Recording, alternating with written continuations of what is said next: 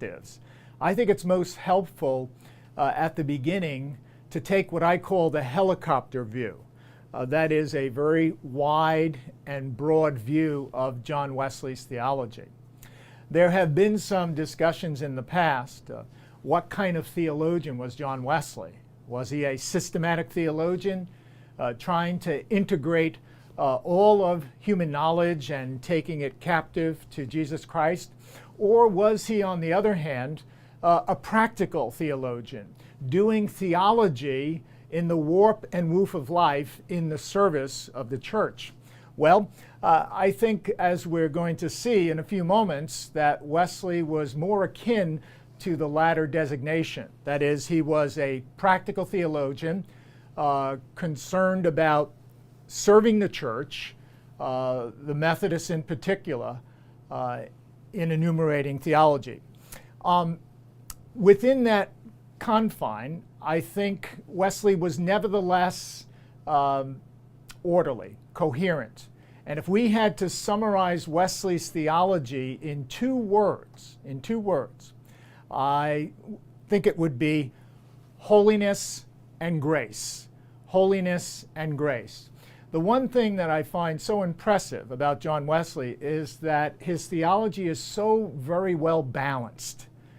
He is a both-and sort of person, oftentimes caught up in an either-or world, a world of extremes or eccentricities. Wesley is one of moderation and balance. And so his theology is suitably described in terms of holiness and grace. Not simply holiness. If we simply stress holiness apart from grace, we would probably end up with a very dour, human-made religion, which stressed separation from others. If, on the other hand, we simply stress grace, we would run the danger, the risk of not understanding what the will of God is and perhaps slipping in our own will and calling it grace. In other words, seeing grace and misunderstanding grace as indulgence. But Wesley's got the balance. It's holiness and grace. And I think even in terms of these two descriptors, each one can be broken out into another conjunction. Holiness, for example, I think is informed by the conjunction of holy love. Holy love. There's a tension there, and I'm going to talk about that in a moment. But the first thing to see is that the exact phrase holy love itself is used many times in Wesley's writings, at least a dozen times. He uses this exact phrase. Look at the tension in terms of holy love. Holiness, as defined by Wesley, entails purity and simplicity. Purity and simplicity. Simplicity in the sense that in all of our doing, we are aiming at God, the love of God and neighbor in all of our doing, our thoughts, our mind, our heart, etc. Okay? And so with holy love, the holy part of it is separating in terms of purity. We can think of the church as being a peculiar people set apart by God. Okay? That's one part of it. But the second part of it is love. Love which is embracing, that seeks communion. And so you've got this tension going on with holy love. On the one hand, a movement of purity and separation, but then on the other hand, a going out into the world for mission and communion. And I think this tension is emblematic of the church itself. We think of the church, the Greek word here is ecclesia.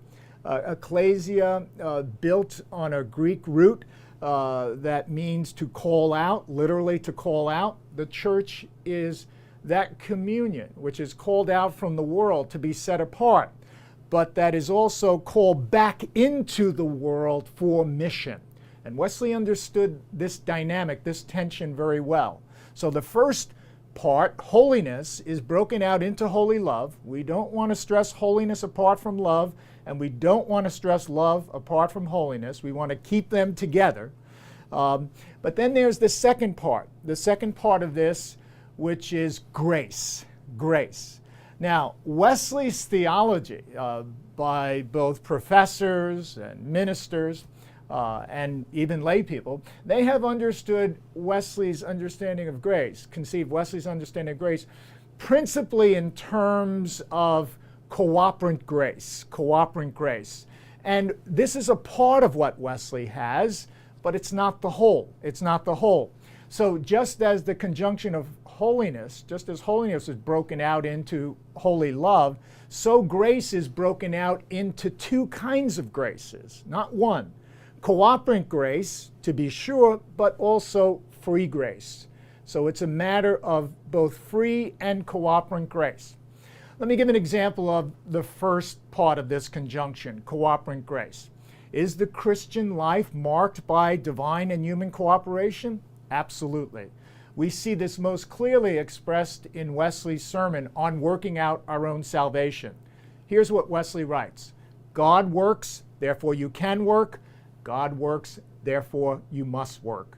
And so there's the synergism, the working together, the divine human cooperation that is very much a part of Wesley's theology. The problem is, it's not the whole thing, because Wesley has another understanding of grace, and that is free grace. What does free grace stress? Not divine human cooperation, but the work of God alone. How so? How so in terms of the work of God alone? In terms of creation, Wesley argues that God brought the creation into being out of God's free and sovereign will, brought humanity into existence out of the divine freedom. What would be a second example of free grace? Justification and the new birth themselves. We cannot transform our nature and make ourselves holy. Only God can do that.